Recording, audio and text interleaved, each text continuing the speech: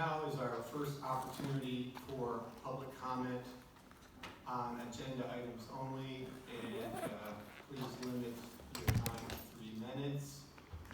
And please state your name and address.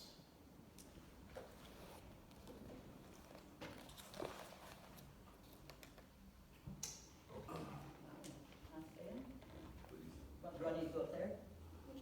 Yeah. Okay. I'm here, I'm a Hillsdale resident. My name is Lisa Redmond. My address is 9495 Marshallville Road in the big town of Litchfield, Michigan. I'm here on behalf of Camp Hope, the thrift shop, and everything that's going on there. I'm a community health worker by trade. So I have worked with the clients there, the residents there, with Missy for about 6 months now. And I just want to advocate for her. I was just there spending the last hour and a half as she got everybody transitioned into the building that is there with their own bed, their own space, and they just received word of additional bunk beds that will be transported to move everybody out of the temporary structure into a permanent structure. She's on her way here. I just saw her parking somewhere. But I did want to come out and just say that I have been there when they have done drug tests.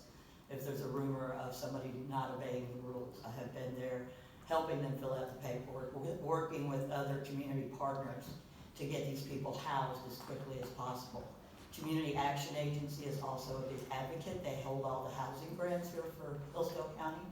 They go in weekly, if not more, and they bring the clients out to their facility to advocate for them and start the process. It's a need. And it's a great need, and it's getting worse.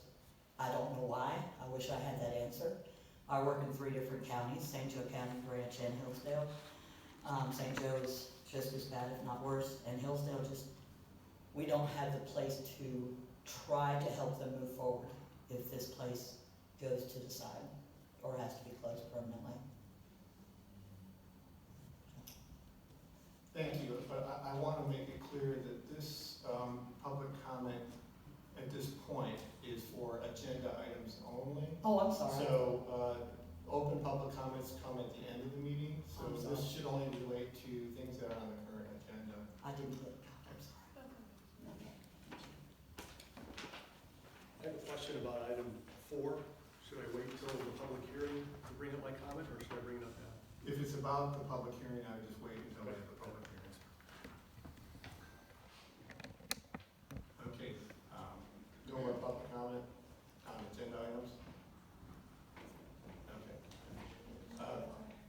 Could we have a motion for the approval of the consent agenda? So moved. Second. Moved and supported. All those in favor? Aye. Any opposed? Okay, thank you. We are now going to open the public hearing for the I thought that was part of the consent agenda. The public hearing for the rezoning of 124 South Howell Street.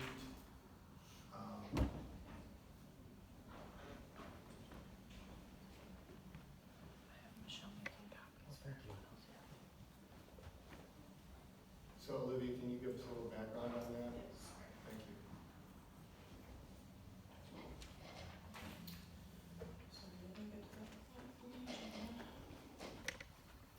So on July 8th, the Hospice of Hillsdale County submitted a rezoning application to our zoning administrator at the time, and we had to then notice the intent to rezone to the applicable 300 square feet or 300 foot radius.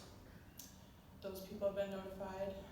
They are hoping to be rezoned from currently the RD1, which is the one single family and 2 family district, to RB1, which is our local business district.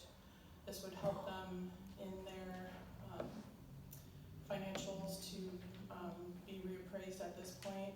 Also, it would help future tenants at that time if they did want to use it as a business, because currently it's legal non-conforming. So I think one of the representatives is here today, if you have any questions for her. Thank you.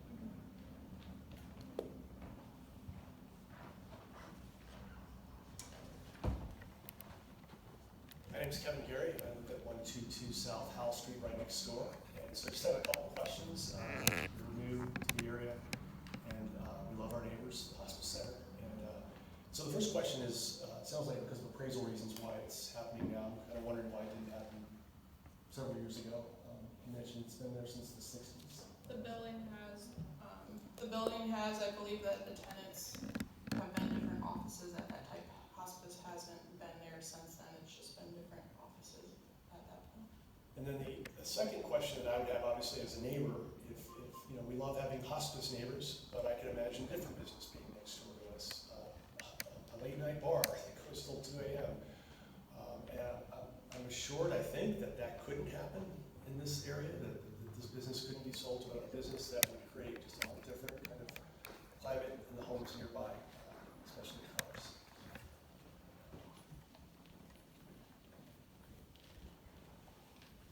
Can anyone address that? Or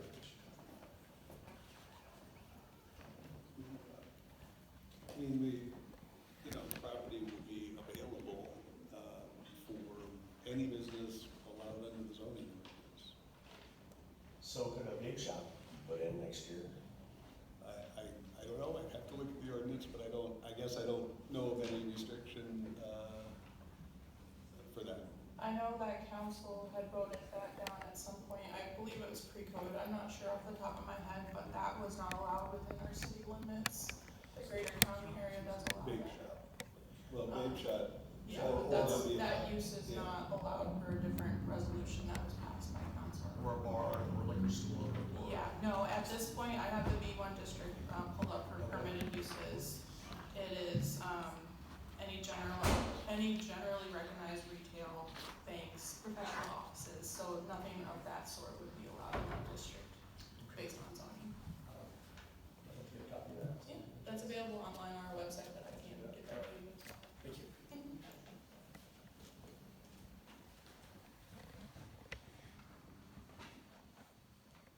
Any other comments for this hearing on the rezoning of 124 South Howell Street?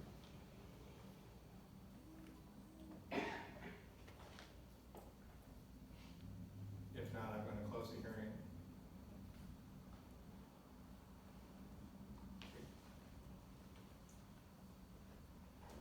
Okay, at this point, you would need to vote to send it to council, if you do agree with the recommendation. Motion to approve, motion to forward to council the recommendation. Moved and supported. All those in favor? Aye. Aye. Any opposed? Motion passes. Thank you. Okay, now we have agenda item 5, old business, the recreation plan update. Our recreation director, Michelle Lauren, is here for any questions. The version I included in the packet was after her changes were made prior to information being relayed from the last hearing or meeting you had about it. So she is here for any questions you have going forward. Great, thank you.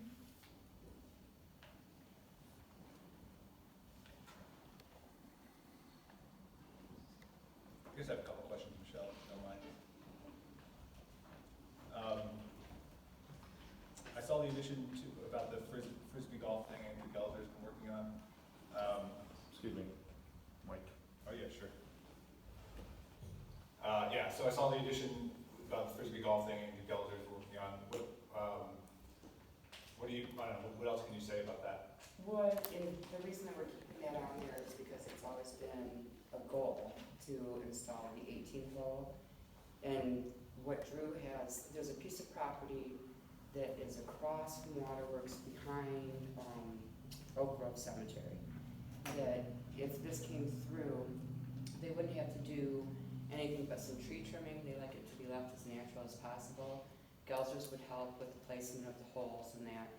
But it's something that obviously takes money, and when it comes to recreation, a lot of things do get halted because the city has much bigger things going on than that type of stuff. So we didn't have, I think it was coming up to almost $30,000 in order to do that. So we leave it in the plan just so for future, if we come across any grants or anything like that, but that they do have a design and everything that was done by a pro disc golfer. So there are people very, very involved and very interested in it, but it just kind of came to a standstill for a minute financially. So we do leave it in the plan.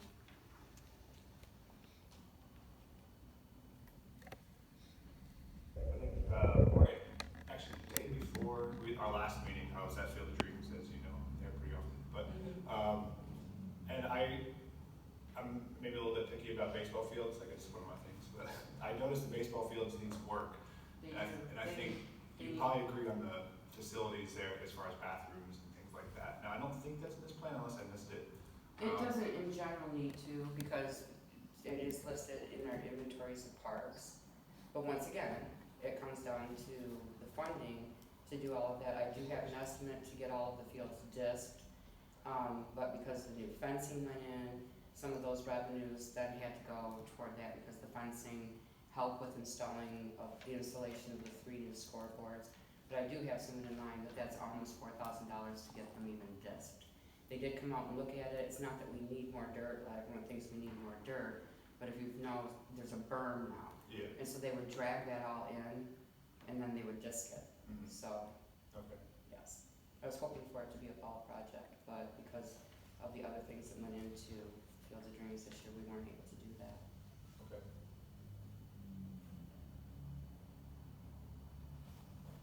Anybody else? I did have one more, but about the plan for expanding bike trails in kind of all directions. How realistic is that? And, you know, is that something we see as, I mean, I guess it's fine if it's in the plan, but, Right, well, Yeah. North Country Trails has reached out to us because there is the Headwaters Recreational Authority that was based on trails connectivity throughout the county. And, over the years, COVID hit and all of that, and it's really kind of fallen apart a little bit, but North Country Trails has reached in.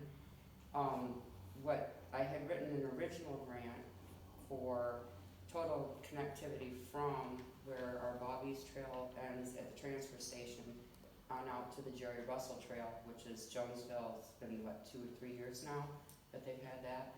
To connect that, that's where they would start with the connection. That grant was so huge, and the match money would be so great that what we did was we divided that into phases.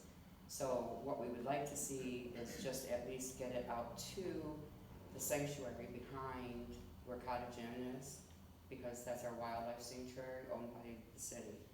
And we needed to get $90,000 for that match, and so these things just kind of, it starts crumbling, and then sometimes with different boards, particularly that one, they didn't feel they were there for fundraising and that. So we'd like to keep it on there just because there is interest, and if we could work with North Country Trails, there is a national that they might be able to pull money from. It's just very expensive because then we have to go back through all the property owners, change use, change deeds. There are things involved in that. But it would be nice to see it stay on just so it doesn't fall away as a goal within the county.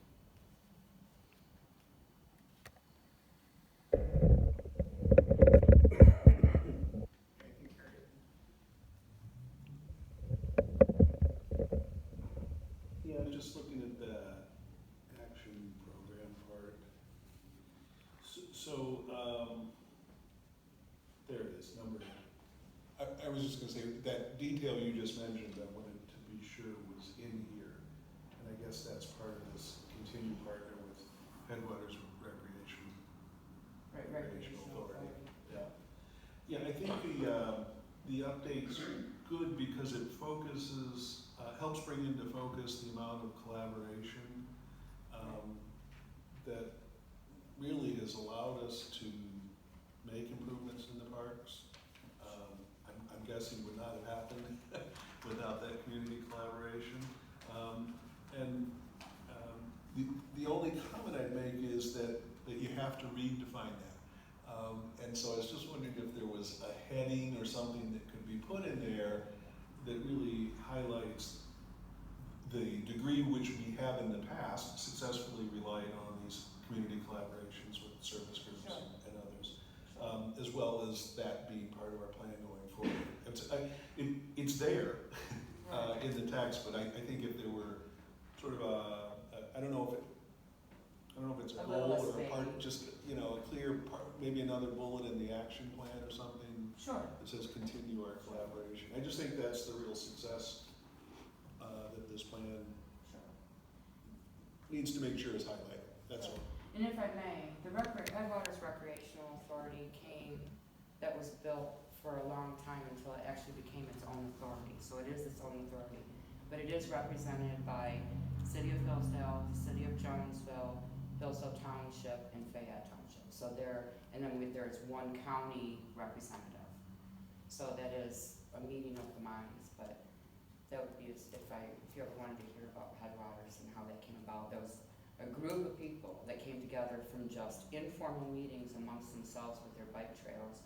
I can remember the night that we were all invited, they called me out to the extension, MSU extension, and everyone brought their maps, and they put all these tables together and brought them all together. So it was a real collaborative thing, and then it's just kind of, And we We get need to your bring weeds, that is back. that an authority under? it is an authority, yes, we have, 16?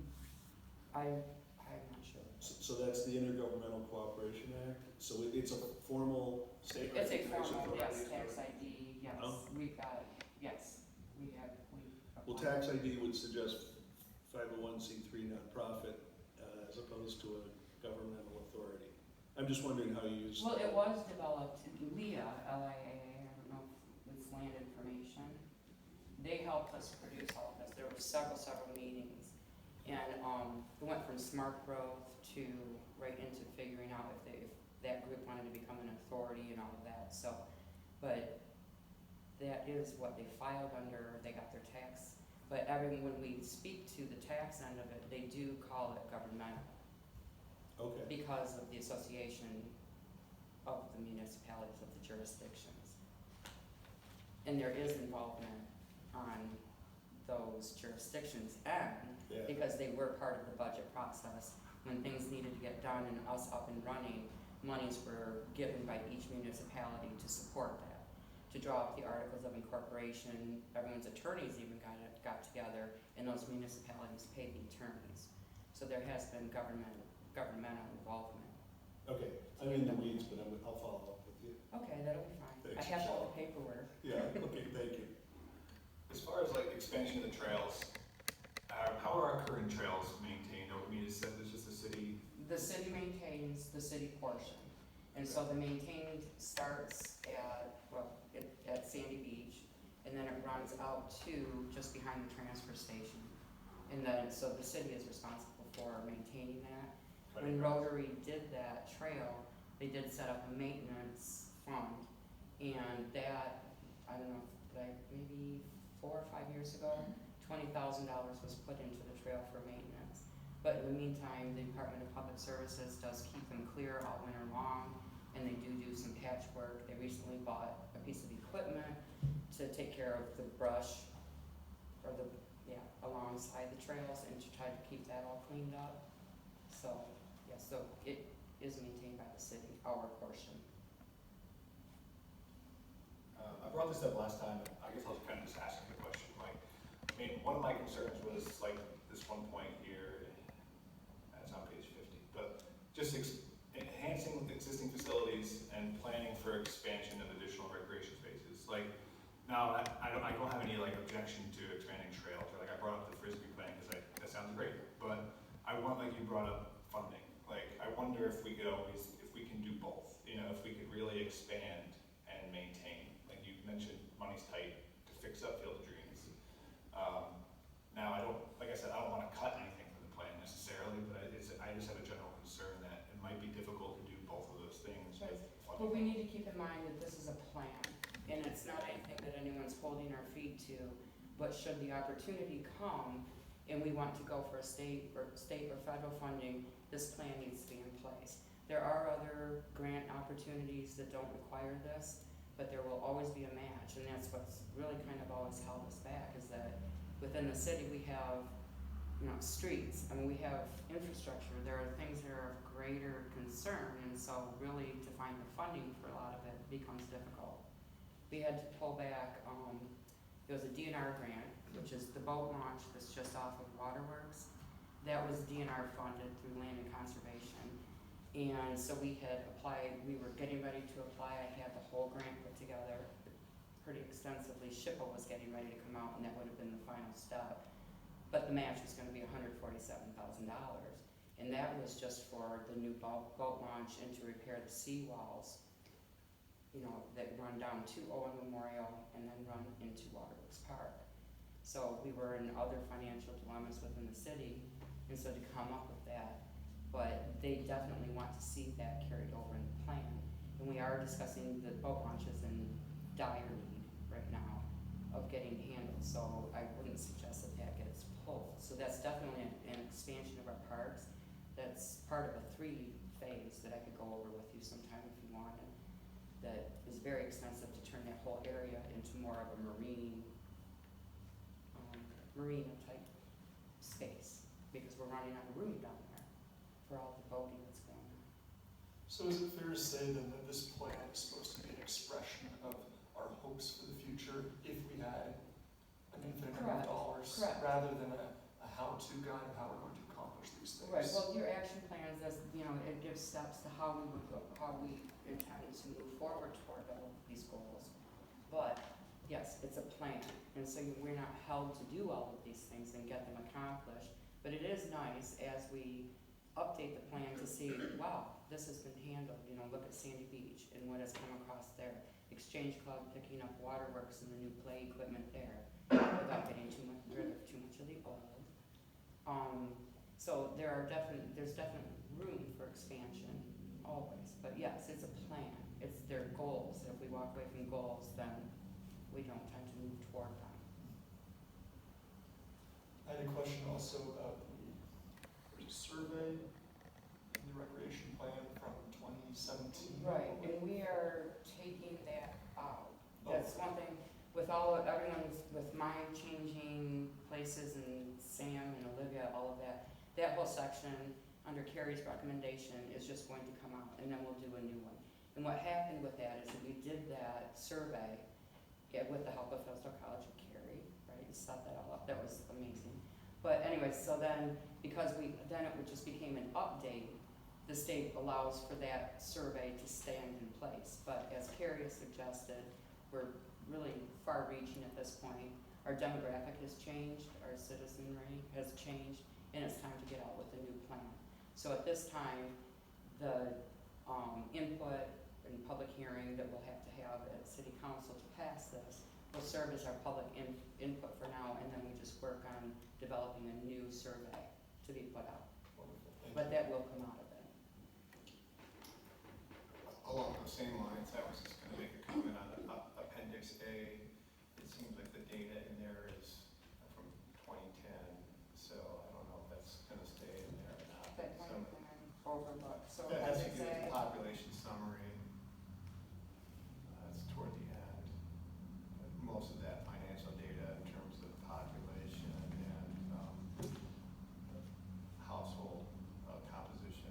yeah, and actually, I had pulled all of the census stuff, but I can go back over that and review. And Yeah, just- they're showing like median household income from like 2010, which, you know, is just at this point. kind of Okay, it ridiculous. should have been from the 2020, but a lot of it was updated to 2023, but I Yeah, will and definitely. I saw that in another part. Okay, but this appendix A appendix specifically? Yeah, looks Okay. like it's kind of dated. Okay, I can review that, no problem. Other than that, I appreciate all your efforts on this. Thank you, it's been a group effort. One more quick thing. If I was to maybe do a poll of people and ask about if they use the Ball Beach Trail, I think I'd hear a lot of people say they don't, because it has a reputation now for the camps that have been on it, and maybe kids don't ride their bikes down there as much as they used to, and things like that. I wonder if that could be a poll question, something just, if you use the Ball Beach Trail, if not, why? There could be, but I will say in the summertime, checking out, because I have Sandy Beach under my belt, there are people on the trail all the time in the daytime. If we don't have that trail cleared and maintained in the wintertime, we're receiving phone calls. And I'm sure that there are with things that have come about. that there might be some deterrent from that. So, but that could always, you know, we would have to sit down and agree on what types of questions that we would put out in the survey. It wouldn't just be a one-man show. I think that would come from planning, that we could discuss that.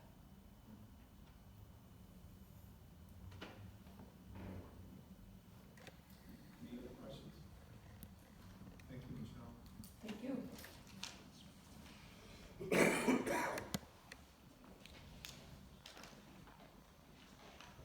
So do we need a motion on that? Think so. I don't think it's ready for council, so yeah, we would just come back with a verbal or a written update if that's something you guys are wanting, and then it would just be another old business item at that point. Okay, thank you. So on to our next item, number 6, new business, the commercial site plan review for 190 Uran Street.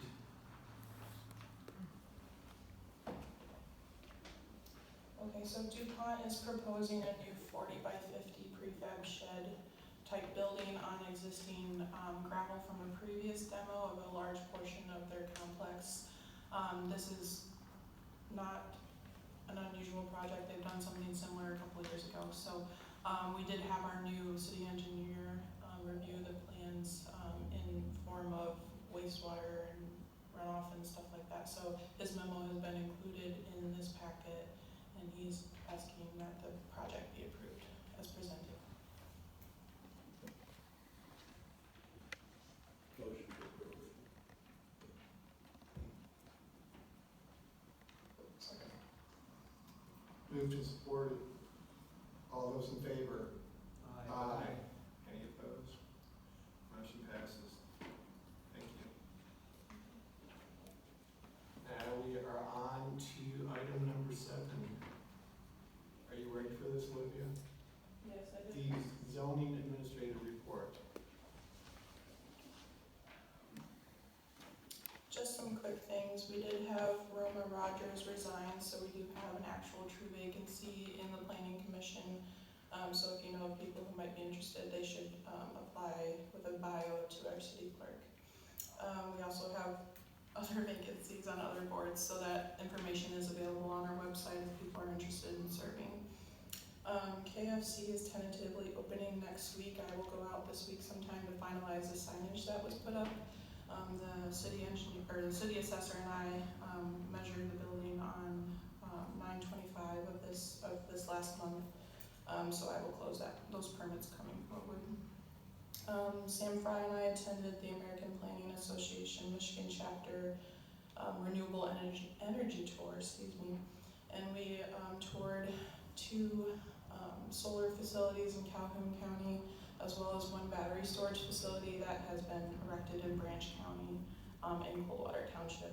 So those were interesting. Going forward, we will need to probably amend our renewable energy ordinance to account for utility level facilities that might be proposed here in our industrial park or anywhere else that a developer may come to us for. So that's something to look forward. And then I was given some questions by our city assessor to review after we were reviewing ordinances to kind of shift the way that the ordinance is structured for dwellings, because we have those requirements for apartments and whatnot in the definition section, but that isn't found within the body of the ordinance at that point. I believe we just redid that section. It was 36-5, I believe. But just looking at proposing amendment changes to that going forward. And then just lastly, I have begun the citizen planner program training, so I will be completing that within about 3 months. Thank you. And that's an interesting program.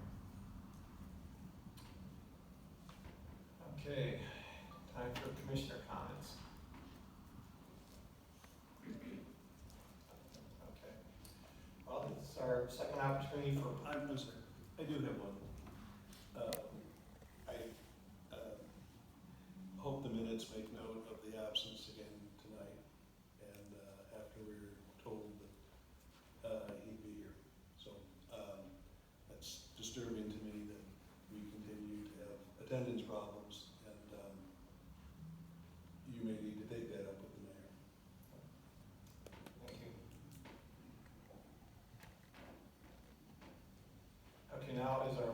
Second opportunity for public comments. Any commission-related items, no more than 3 minutes, and please state your name and address.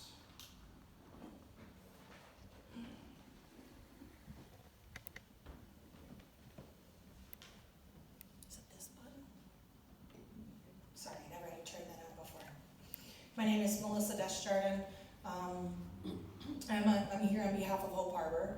I just wanted to make a public statement that everybody has been removed from the tent. I did come to the city today and I spoke with Kim and Olivia.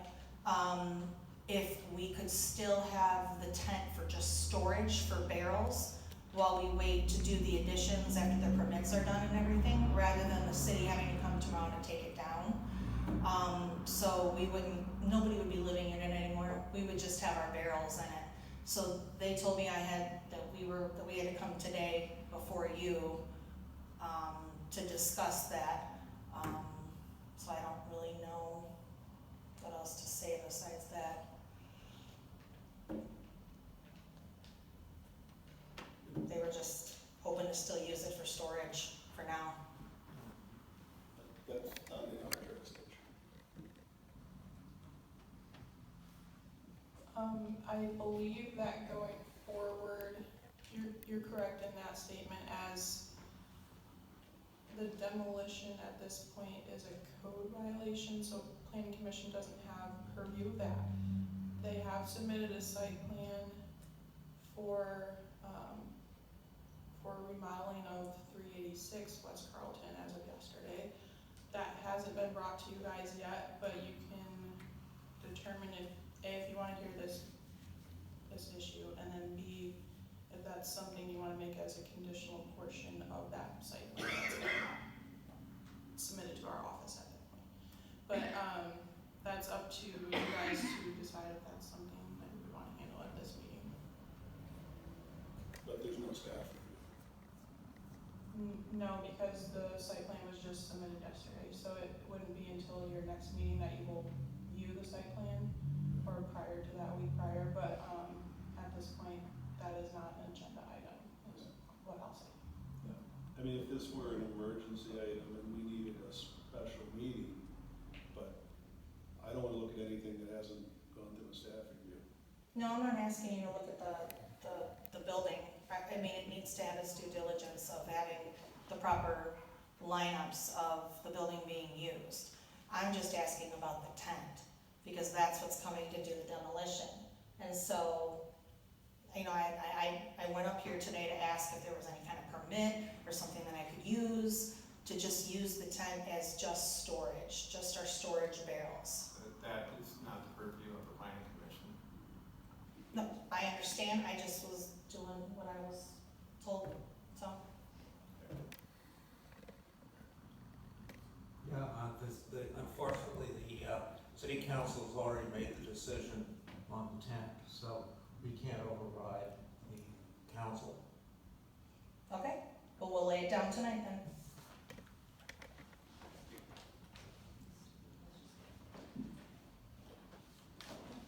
Any other public comment?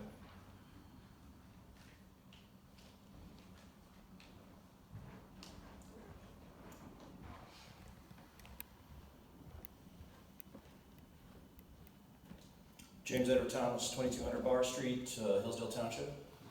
I'm not sure whether this is within the purview of the meeting, but just real quick discussion on the trail. I did happen to bump into some people who walk the trail, and they say you take a really good care of it in the wintertime, that the city staff is really, really great about keeping the trail clear in the wintertime. She had happened to take the trail walking to work and back and forth, and she said it was really well maintained in the wintertime.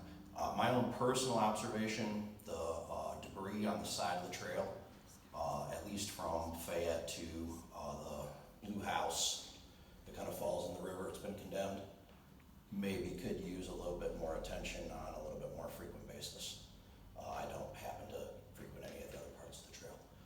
And then as far as what I observe on the trail, as far as the encampments, they appear to me by the GIS to be on city property, and that would allow you to use the camping ordinance to remove those campsites.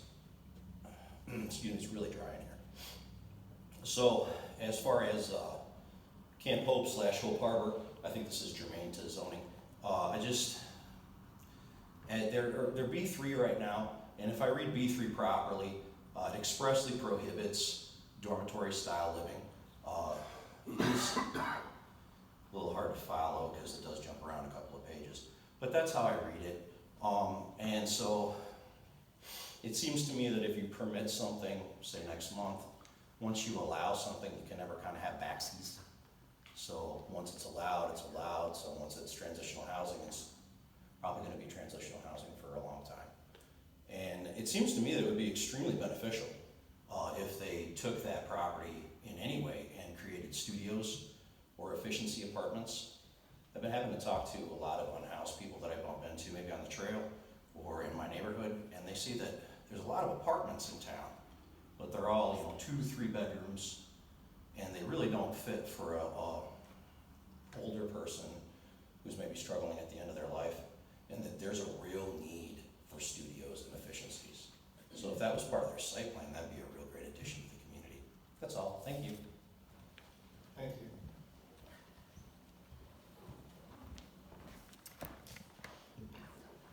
Jerry Brown, 4700 Malk Road.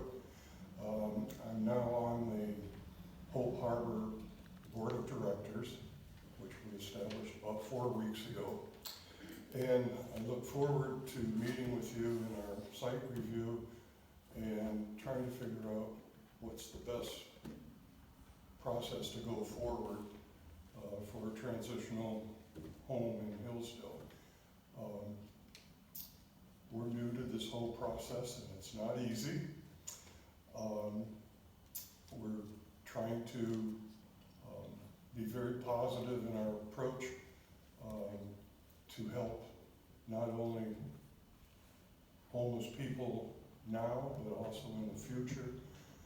We're not just housing, we're transitional services.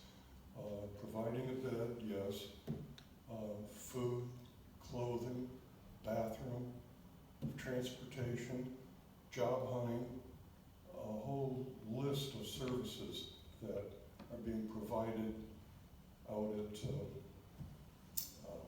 Hope Harbor in the future. So I look forward to meeting with you when we have the site review and discuss the future plan there. Thank you very much. Thank you. Can I read it? Okay. I'm sorry, my name is Lisa Redmond. Again, I live in Litchfield on Mosherville Road. I apologize for my faux pas earlier. It's my first time here. But I'm a community health worker, so I work with community partners. I treasure each and every partner that I encounter. I work with the jail system, I work with domestic violence victims, I work with homelessness, MDHHS. I go out to people's homes if they can't get the forms in that they need to have correct insurance, to have their drugs paid for, to have utilities, to have a hot water tank that works. It's a great program, but I count on community partners, and that's where Hope Harbor is headed. They have community partners in place that I don't know who has been told who they are. There's several community partners, there's several grants, there's several programs to help these people move forward. There's gonna be the occasional person that's the only life they know, and that's the life they prefer. It would be great to have a permanent housing. I know there's some talk of different housing for even disabled young adults. There's adult foster cares in the area that we can help navigate these people too, but it's gonna take a community. The homeless problem is not going away. I see it. The encampments, they're not going away. And sometimes people just don't know where that first door is. So I try to get out there and make that first door open, along with places like Hope Harbor, Camp Hope as it was before, different shelters in the area with the HARA people who are going to be the housing authorities. We're trying to get additional housing up and running. I think there's a gentleman here that's buying properties to transition. I don't know the details, but I just want to be an advocate for our community. There's elders, there's disabled people, there's developmentally disabled people that for whatever reason are found on the street. They're brought to Hope Harbor because they are sleeping in a doorway. They were just discharged from a hospital, and somebody said, and Missy goes and picks them up and brings them to a warm bed. You know, it's out there. If you close it, they're gonna be out in the woods. They're gonna create their own facility. We are expanding Lifeways, from what I understand. That's gonna be a big improvement here in Hillsdale, because a lot of what we see is mental health related. And as we navigate through our future, there has to be community partnership between all of these agencies. I see it, I'm here, I'm an advocate, I'm yelling from the rooftops, and I want to hopefully convince more people to jump on board. Let's help these people. They were there, it could have been one little circumstance.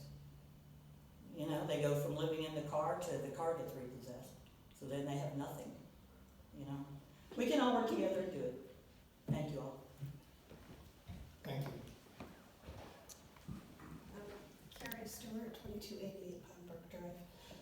I just wanted to point out that the tent, we're not requesting that from Hope Harbor. It's Hillsdale Community Thrift that wants to keep that for their sorting area. Hope Harbor is going to take over what they used for sorting, so we just want it permitted for the store, not for Hope Harbor. So it wouldn't have anything to do with them any longer. They wouldn't be allowed in there. And then also just wanted to point out that Hope Harbor is not a homeless shelter. It's transitional housing, yes, and it's also sober living. They do random drug tests, and there's zero tolerance. They're not allowed to have any drug use. We will help them get to a rehab if that's what they wish, or an alternative shelter somewhere else if they test positive for something. Our goal at Hope Harbor is to transition them into stable, permanent housing so they can be productive members of society. It's not to take the place of Share the Warmth. We're extremely grateful that Share the Warmth is here and available, because not everybody's ready for our services. And they still need a warm place to sleep at night and a meal. And when they decide that they do want to be sober and get their own places, then we'll be there for them.